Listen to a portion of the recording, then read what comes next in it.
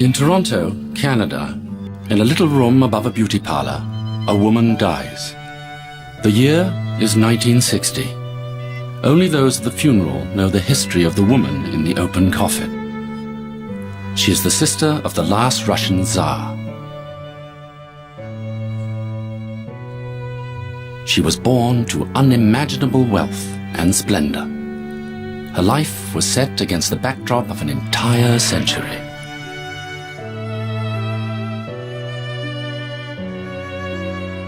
It was a life filled with forbidden love, enduring passion, and revolution.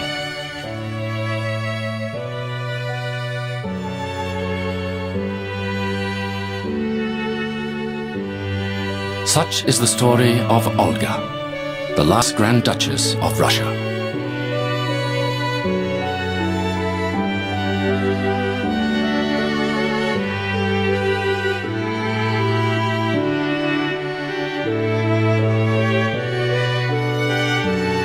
It was another time. The countries of Europe were ruled by kings and queens, and they were all related to each other. Olga's family portrait.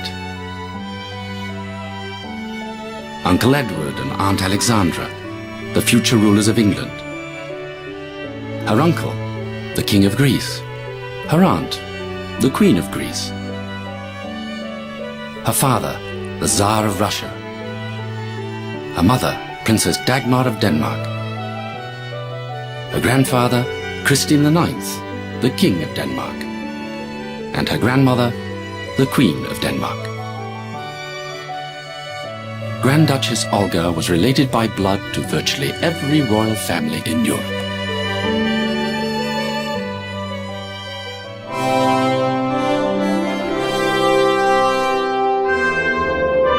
On the 1st of June, in the year 1882, in the city of St. Petersburg, a daughter, the Grand Duchess Olga, was born to His Imperial Highness, the Sovereign Emperor Alexander III.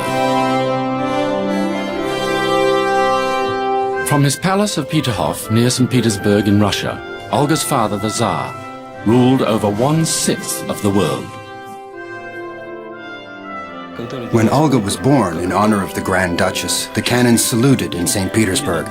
There was cannon fire from the squadron ships in Peterhof, where the squadron was based.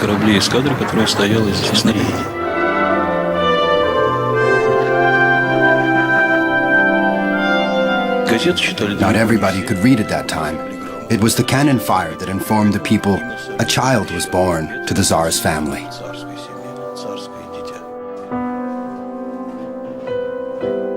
Colossal changes occurred during these last 100 years in Russia. But in our archive, we keep everything. We are the people's memory. We are Russia's memory. We keep all the documents remaining in Russia and concerning the Grand Duchess Olga Alexandrovna.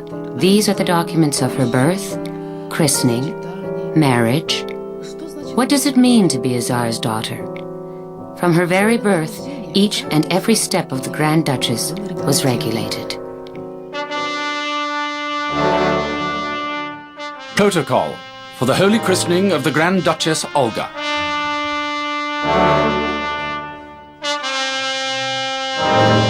The Romanov dynasty had been in power for 300 years. The power of the Tsar was absolute. Olga's father ruled over the country. Her mother ruled over the family. There were 5 children. The eldest, Nicholas, was fated to be the last Tsar of Russia. The youngest, Olga, was her father's favorite. My darling Papa, I miss you dreadfully. I hope you're well. Alexander and the baby are coming today. Mrs. Franklin, Olga's British nanny, fed her porridge for breakfast and taught her to write and speak English. My darling Papa, I congratulate you on your name's day. Today we had tea. Olga and her father shared a special, informal relationship. But even a simple visit to her mother was by protocol. Now it is 11 minutes past 9, and I must go to Mama's room like every morning. In 1888, young Olga realized the danger Russian royals were exposed to. On a trip to the Crimea, the royal train skidded on the tracks and crashed. Most likely, the accident was an act of terrorism by Russia's early revolutionaries. The Tsar's family miraculously survived. Little Olga ran from the wreckage screaming, "They are coming to kill us all!" She was just 6 years old.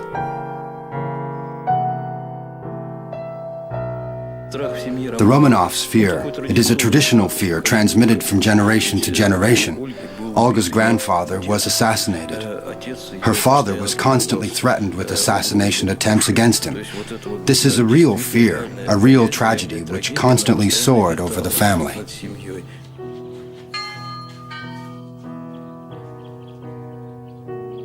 In response to the dangers surrounding them, the Tsar moved his family to the palace of Gatchina. It was far from the capital, and most importantly, it was easy to guard.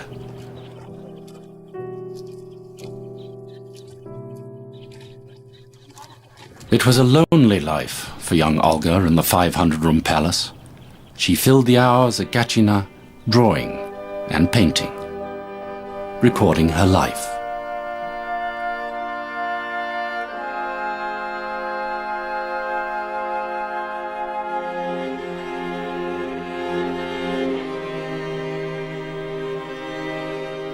I don't remember a time when I didn't have a brush in my hand.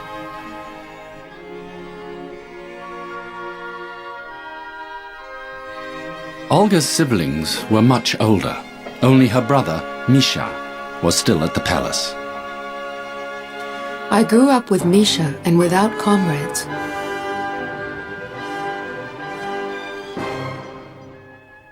The two children had no ordinary playmates.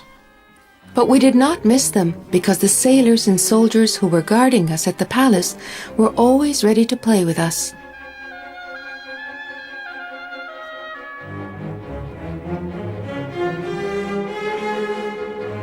And there were always flowers waiting for me in the garden.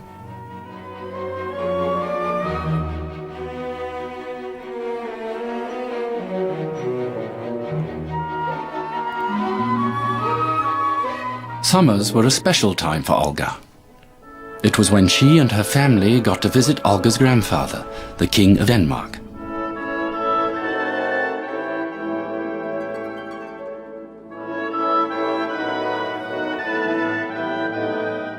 The visits were a semblance of normal life for the Russian royal family.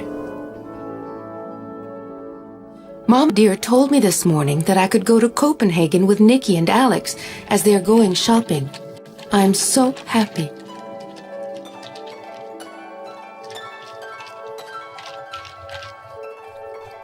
Fredensborg was the summer residence of the Danish royal family, and the members of the different European royal houses used to meet there every summer. It was a tradition because the Danish King Christian IX had so many beautiful daughters who were married to the English royal house, the Russian Tsar's family, and to different European princes. When these royal people were in Fredensborg, they were much more human in the way they related to others, when they were freed from the stiff rituals of home.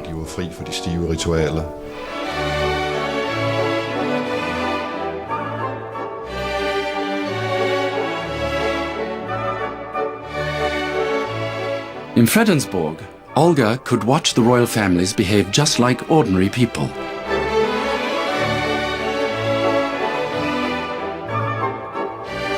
The future kings and queens of Europe would make fun of each other. For Olga, it was a revelation.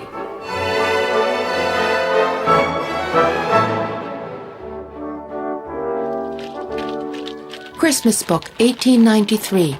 Now we are in Petersburg and the New Year's Eve is past. 1894 has come. That year, Olga's father succumbed to a long illness.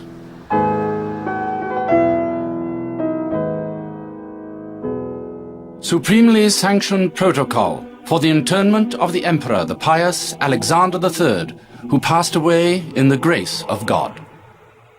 Darling Papa at last very peacefully passed away to another much happier world. We are so awfully miserable. What will life be without him? A pass to enter the Peter and Paul fortress in St. Petersburg during the interment of Tsar Alexander III. I walked in procession after the coffin carried by 6 horses. In the morning I went to the fortress with the others, and we stood for 2 hours, and then we kissed Papa dear for the last time, and he was laid by the side of his mother in the floor.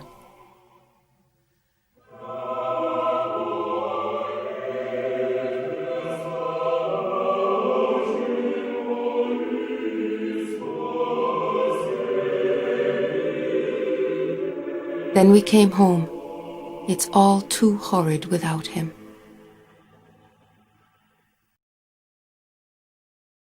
Two years later, Olga's brother Nicholas became Russian Tsar. It was the last coronation in Russian history. Supremely sanctioned protocol for the holy coronation of His Majesty the Emperor Nicholas II, the ruler of Russia. Olga was 14. We at last got to the Kremlin. We descended from the golden carriages and walked in a long procession along planks spread with red cloth till we got to the church.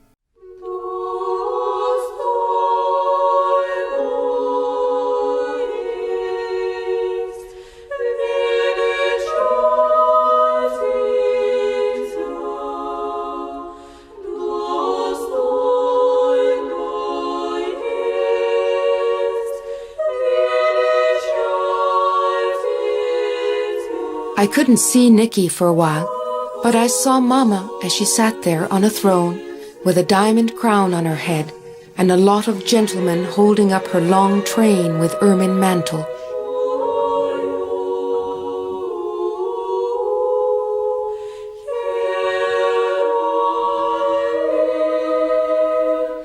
Nikki stood up and read the creed.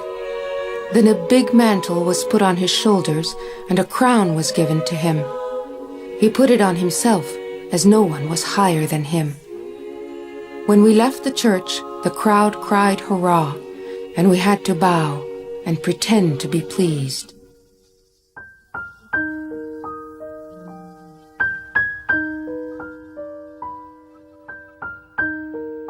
We had stood for hours. I laughed the whole time and had nothing to do with the tiring ceremonials. When Grand Duchess Olga was 19, her mother decided it was time for her to be married. Romanov girls usually left Russia to find a proper, noble match. But her mother wanted Olga to remain in Russia. A marriage was arranged.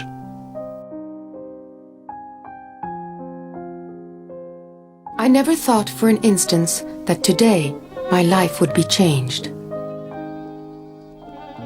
I found myself alone in a room with Peter. He came up to me, took my hand, and said he loved me. I consented to marry him. I don't even know if I was happy. I was only frightened. Fancy anyone wanting me.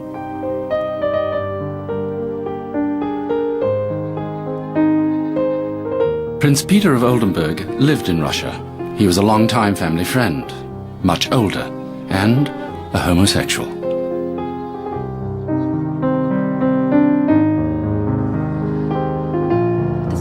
In 1901, Olga was wed to Prince Peter of Oldenburg. What does it mean, the wedding of a Grand Duchess? It means luxury and splendor.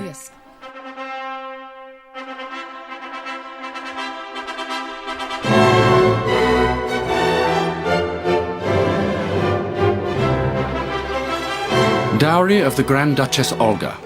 Pink velvet train, pink skirt with silk lining, blue skirt with silk lining, 4 crepe skirts, brooch with sapphires and diamonds, necklace with sapphires and diamonds, tiara with sapphires and diamonds. Total 339,400 rubles.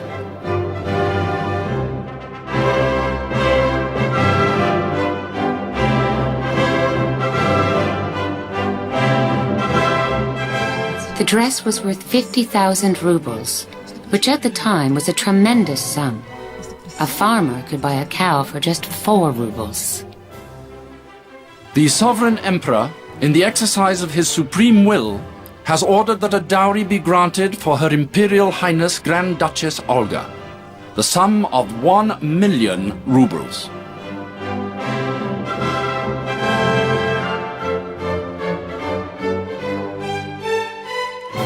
I had to sit before a gold looking-glass while Monsieur de la Croix put the diamond veil and crown onto my head.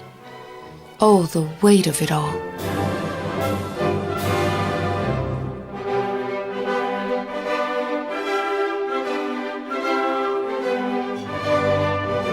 Supremely sanctioned protocol for the nuptials of Her Imperial Highness the Grand Duchess Olga and His Highness Prince Peter, the Duke of Oldenburg.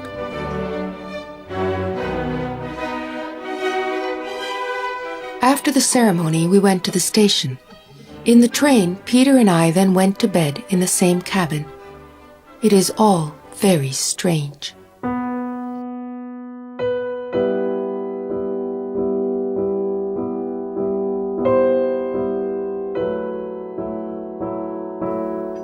The couple moved into their palace in St. Petersburg, where they lived separate lives.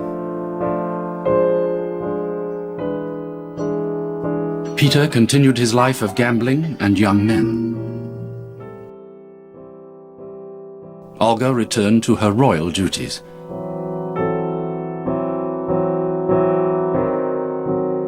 She did charity work, and she was a lady-in-waiting to her mother, the Dowager Empress. She also spent a great deal of time with her nieces, the daughters of the Tsar. One of her favorites was the youngest, little Anastasia.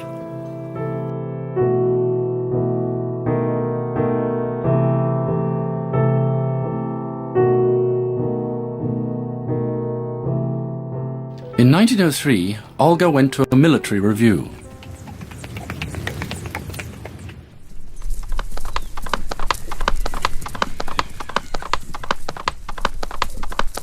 Her eyes fell on a tall, fair man. He was Nikolai Kulikovsky, an officer. The two fell in love.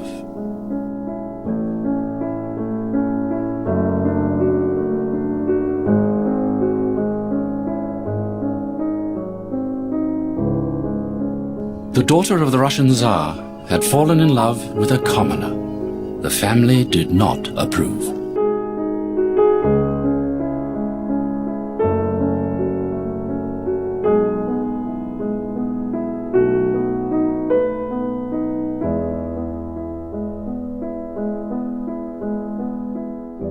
Olga told her husband right away that she did not love him, and that she would like to have a divorce and marry another man whom she loved.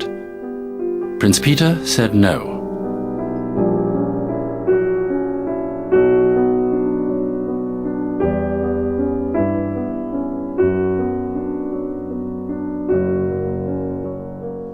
But Peter made a concession.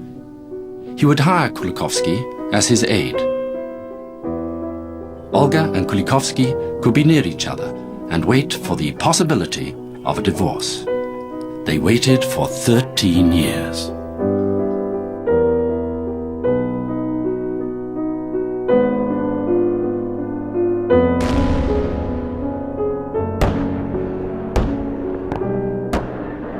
In 1914, the First World War began. Kulikovsky and his regiment were sent off to the front. The women of the royal family were expected to contribute to the war effort.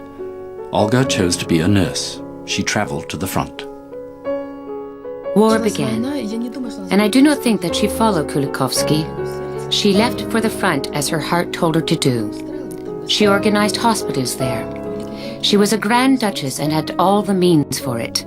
Organization of the hospitals took a lot of strength from Grand Duchess Olga because one had to supply dressing material, equipment, find personnel, pay the personnel some money.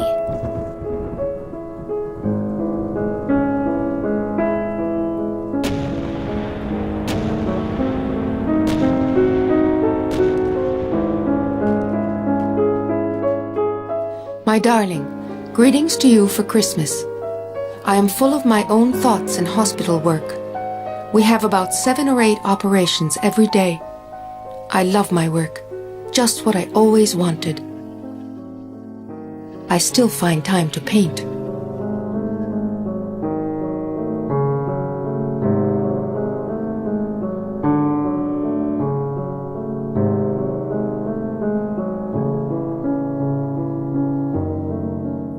It was so great to be with you. It's strange to think that it will be Christmas, the time when everybody is together.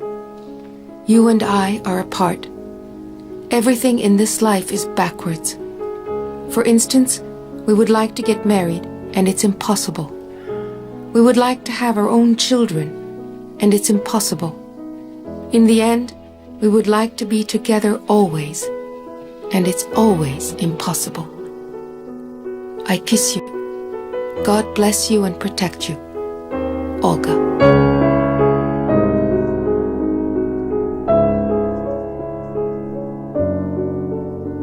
Only her brother the Tsar could give her permission to divorce. Dear Nikki, do tell me once what you really think. Don't you think that to finish with a divorce now, during the war, while all eyes and minds are occupied elsewhere, would be better? My darling Olga, it was great to have seen you twice, but I'm sorry it was not more than just a few minutes. You have my permission and all my blessing. I hug you lovingly. Your old brother, Nicky.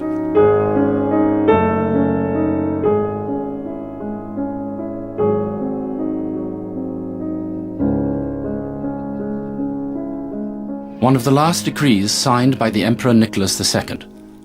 To the governing Senate, the marriage between Olga and Prince Peter of Oldenburg is annulled.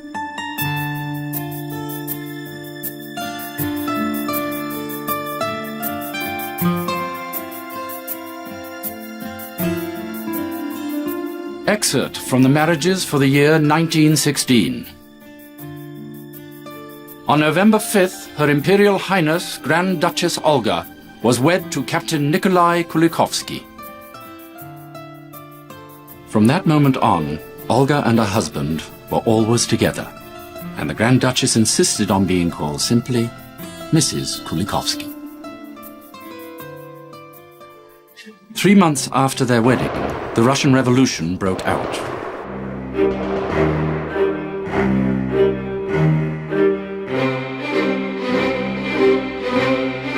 It would alter the course of the entire world. Such changes that I thought of going mad and can't sleep, and when I do, all the events go on in my dreams. Olga's brother, the Tsar, was forced to abdicate. Life became dangerous for members of the entire royal family.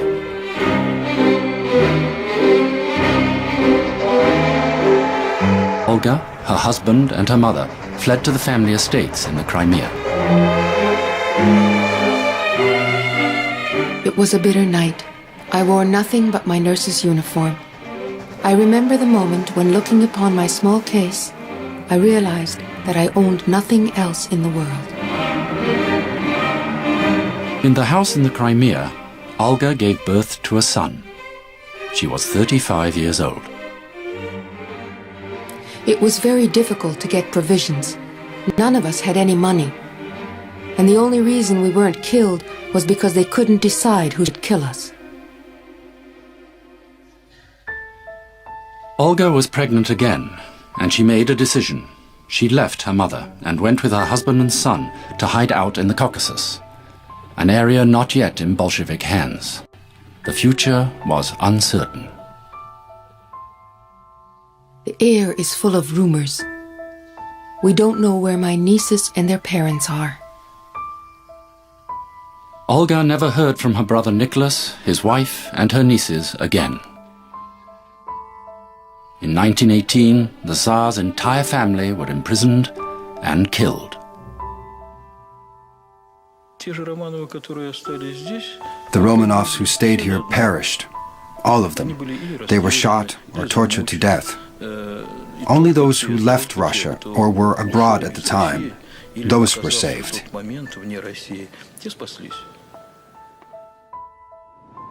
In 1919, Russia's civil war was at its peak. The King of England sent a boat to pick up Olga's mother. Marooned in another part of the country, Olga and her husband managed to escape 1 year later. She had given birth to a second son. She never saw Russia again.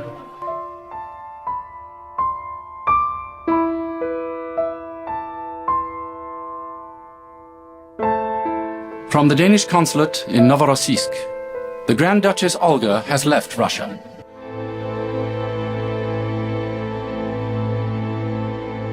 From the Danish embassy in Belgrade, we have been informed that Grand Duchess Olga, sister of the killed Tsar, is en route.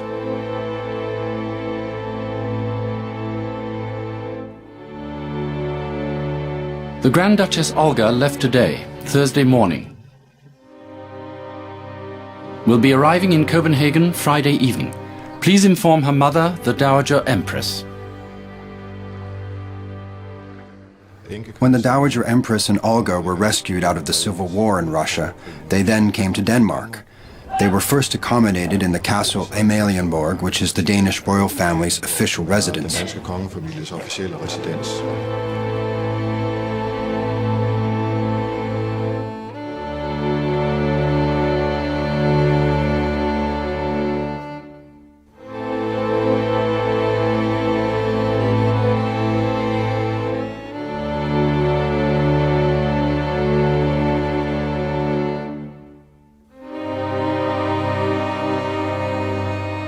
The Empress and her retinue soon moved into the villa of Vidore.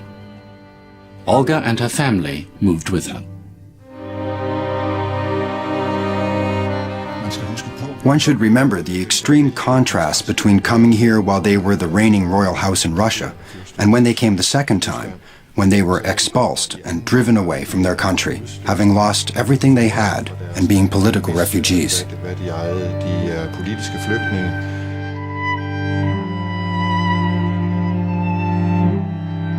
At the side of her mother, Olga had once again become a prisoner of protocol. Vidore was still... It was soldiers from the guards, and they were on watch all of the time. So you could say that it still was a palace, and that was what Grand Duchess Olga didn't like.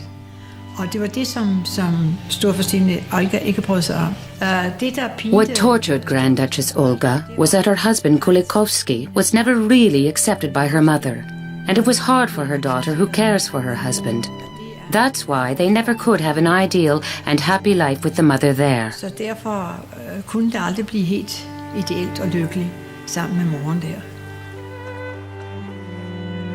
For her mother, Olga carried out the various duties of companion, lady's maid, and secretary.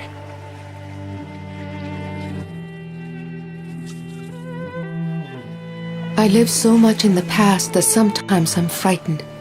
Maybe I'm missing my life now, like that, between my fingers.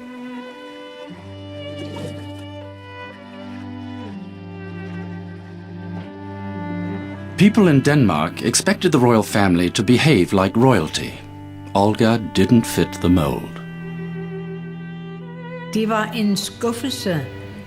It was disappointing to the Russian emigration that had come here that Grand Duchess Olga didn't take the position that they would have liked her to take.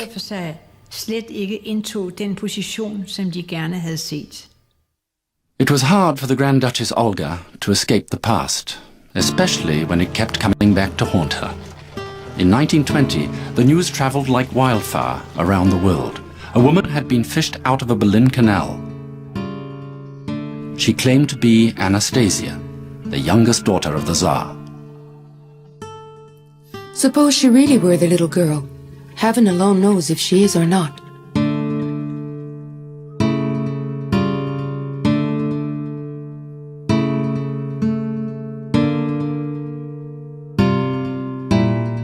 She wasn't my little niece at all. She is just a poor, misguided woman. Olga's mother, the Russian Dowager Empress, died at Vidore in 1928. Her funeral was at the Russian Orthodox Church in Copenhagen. It was the end of an era in European history.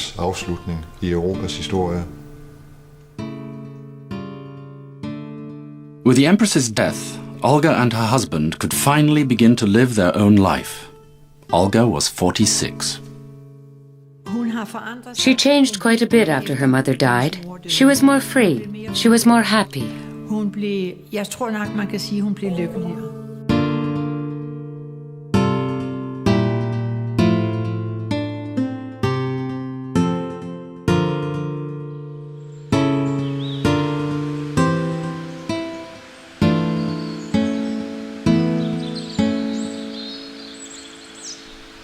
In the small Danish village of Ballerup, there is a museum devoted to the Grand Duchess Olga, who lived there from 1930 until 1948.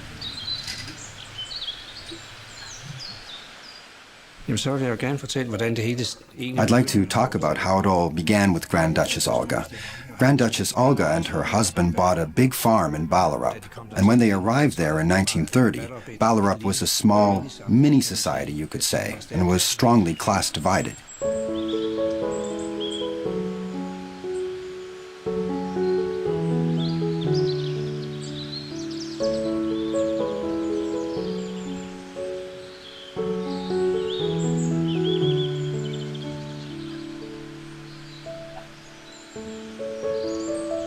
Var jo en højst aparte, så at sige type, kan man sige. She was a very peculiar type. She could come up one day with her long rubber boots, wear her Romanov brooch, sit in her horse-drawn cab and drive to the market and deliver potatoes or something else from their farm. Kartofler eller noget andet fra deres gård. They were totally straightforward, just ordinary people. Ganske almindelige mennesker.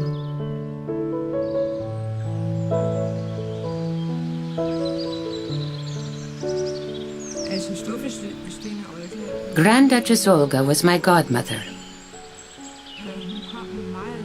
She came often to our house, actually, every morning in the 30s, because there were lots of trees she could paint.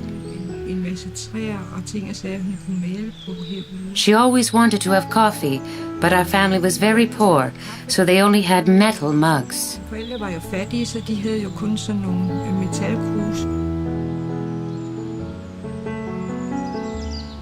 Olga was very close to her goddaughter's family. Alfred, the father, became one of her closest friends.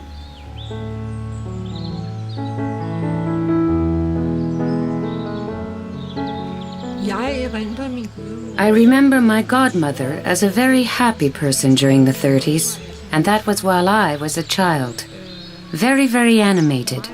Very, very happy.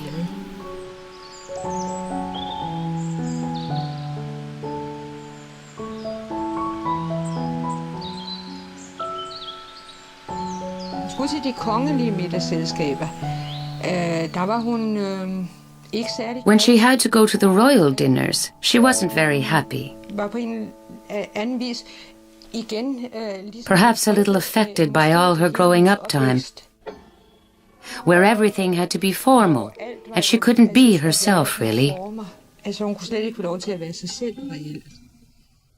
In Ballerup, Olga and Nikolai farmed and raised their two sons.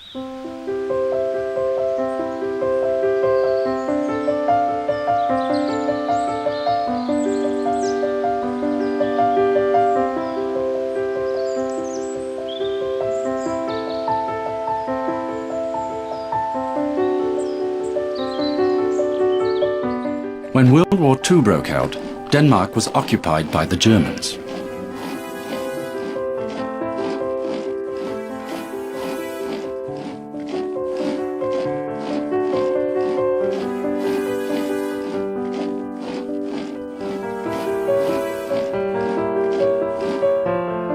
Olga's life went on seemingly unchanged. Her two sons were growing up, and in 1942 her eldest son wanted to get married. She also had given her boys the freedom to choose to marry whomever they wanted to. And one of them fell in love with a daughter of a farmer, the other a daughter of a kiosk owner.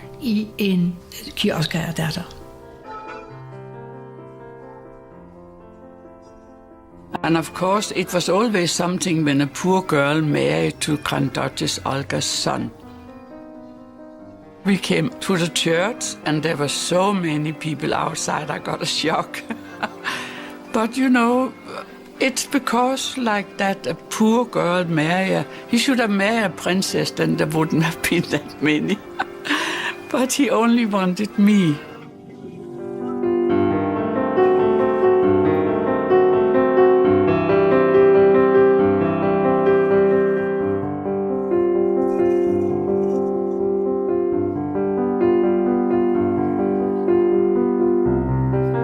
It was very difficult under the war, because now I remember that the Grand Duchess didn't want to eat because she felt that it was better for us young to eat.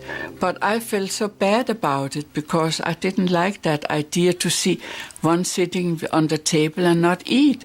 We should have been for all of us the same. And we ate so many of the rabbits here. So I was so tired of eating rabbits. I never would do it again, never. So, but we came through it somehow. During the occupation, the Germans brought Soviet prisoners of war to Denmark. Their presence would create a major turning point in Olga's life. In May 1945, with the collapse of Germany, Denmark was liberated by the British.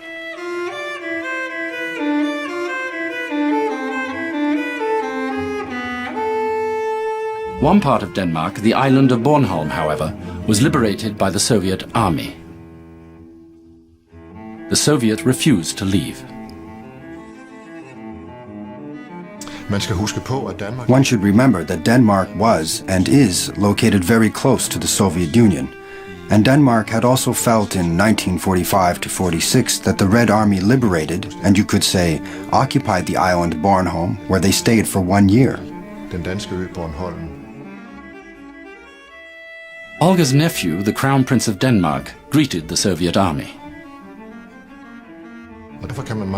So one can easily imagine that Olga was terrified about the thought that the Danish government would give in to the Soviet pressure and deliver her to the Soviet Union.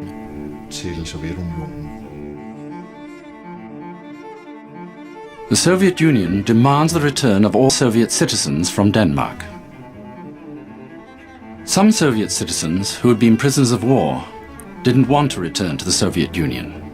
Anyone that didn't want to return was considered a war criminal. There where the Grand Duchess lived, one day a man came and asked, "Your Royal Highness, could there be any possibility for me to work at your house? Because I don't want to go back to the Soviet Union."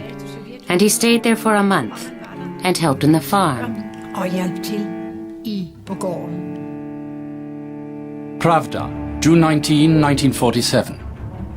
There is someone protecting war criminals in Denmark. The former Grand Duchess Olga helps war criminals. In the Soviet Union, they had not forgotten that there was one last remaining Romanov in Denmark.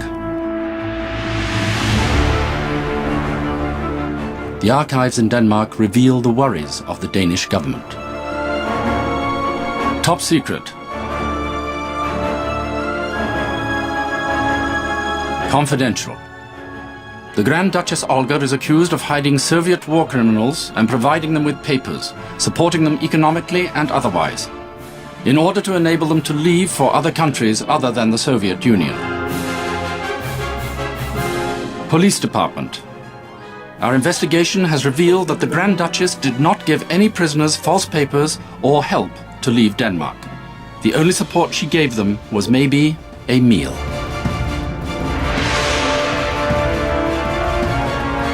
But Olga could not afford to wait for the outcome. She had to flee.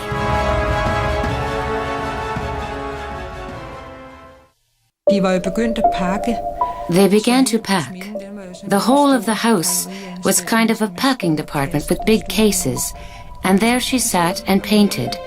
I think she painted herself the way out of all her worries.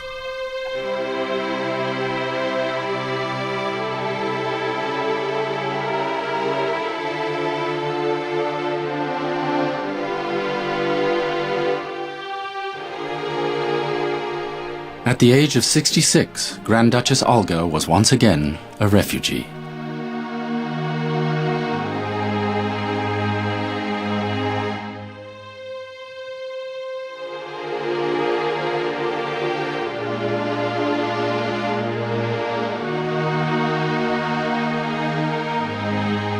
Danish Consul General in Montreal.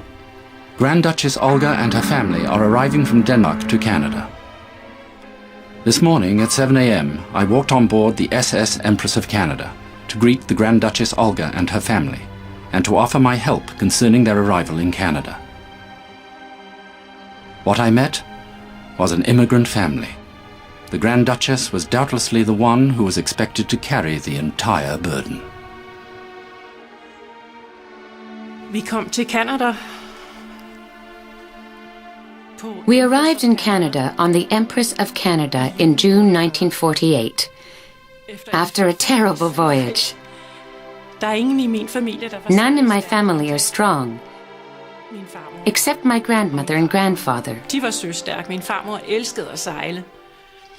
After we had been sick about a day or so, then she came down in the cabin and picked me up and took me out on the deck so that I could get some fresh air. Så jeg kunne få frisk luft. And then I made the rest of the journey almost sitting on the deck of Empress of Canada. Empress of Canada.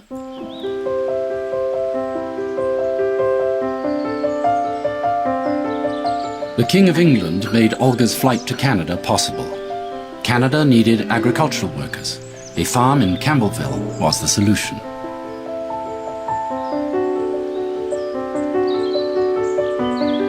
Dear Alfred, here you see the house where we now live in Toronto, seen from the garden.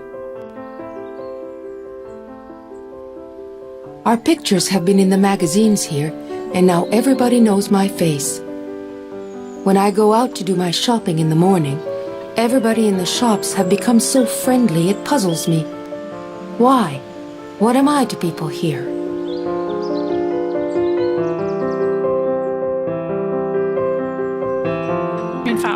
Maybe my grandmother was different from other people. She was just grandmother, and I didn't think of her as a Grand Duchess.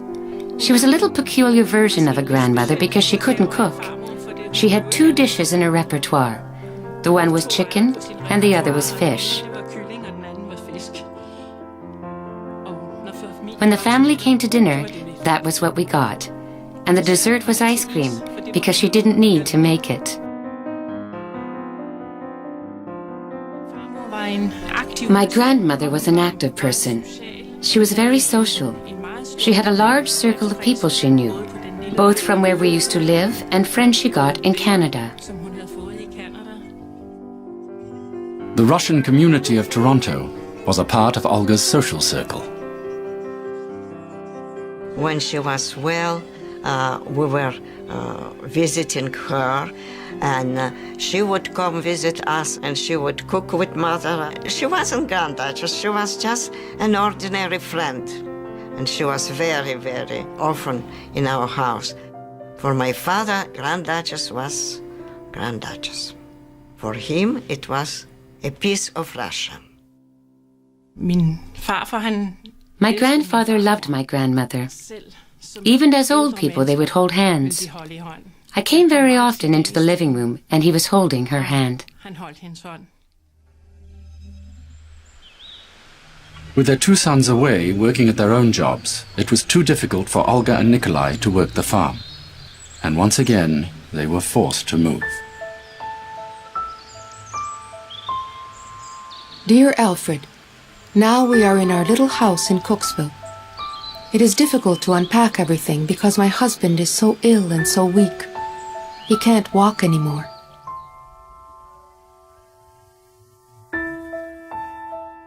The day my grandfather died, my grandmother brought me to my grandfather and showed me him and said that he was dead. And she took his hands and crossed them and kissed him.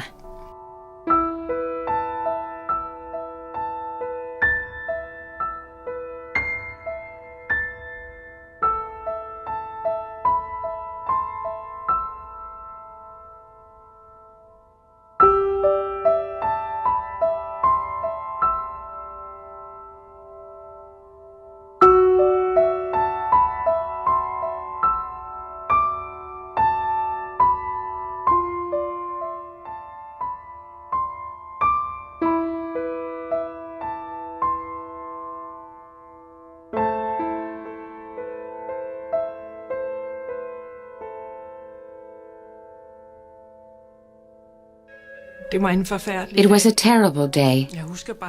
I just remember that my grandmother was very quiet, and she sat down and started painting.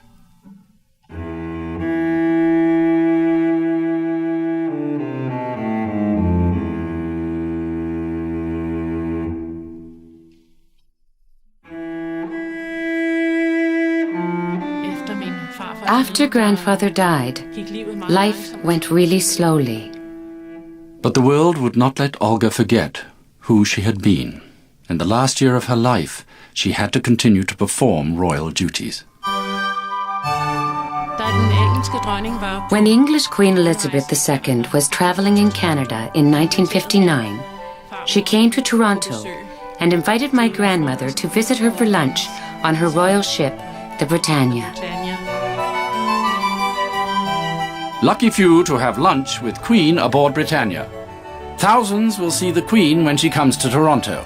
A few will meet her, and a very lucky group of less than 50 will be guests at the Queen's party.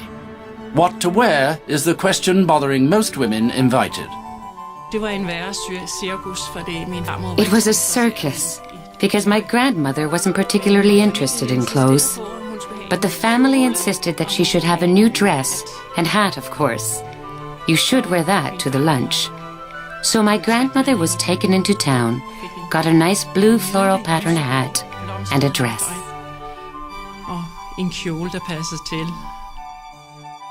That same year, Olga had one more difficult duty to perform. The world wanted to believe that Anastasia, the youngest daughter of the Tsar, had survived. Olga was called to testify. Once again, the problem comes before a court. The District Court of Hamburg, which is trying to decide between the woman who claims she is the daughter of the last of the Tsars and the Romanov relatives who claim the real Anastasia died with him in the massacre of 40 years ago. I am 77 years old. I am the daughter of Tsar Alexander III. I am the sister of Tsar Nicholas II. I hereby declare that the woman claiming to be Anastasia is not my niece.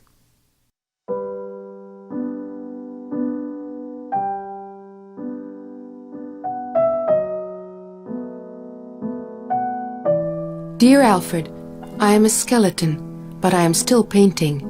I have been sick. I have been lying down and painting. I have made 20 watercolors and sold 2 of them.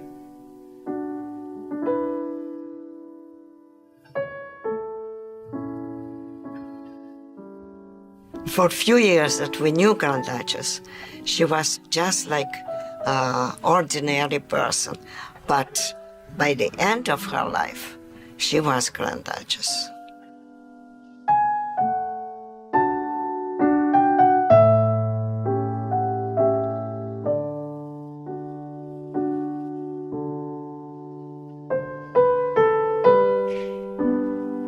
The doctor phoned from Cooksville when he went to see Grand Duchess, and he found her very sick, very ill, and then he asked us if he can bring Grand Duchess to our house. Grand Duchess came to our house, ready to stay till the end. The last 2 hours of Grand Duchess' life was terrible. Probably she was running completely through her life. She was so excited. Her life was passing by.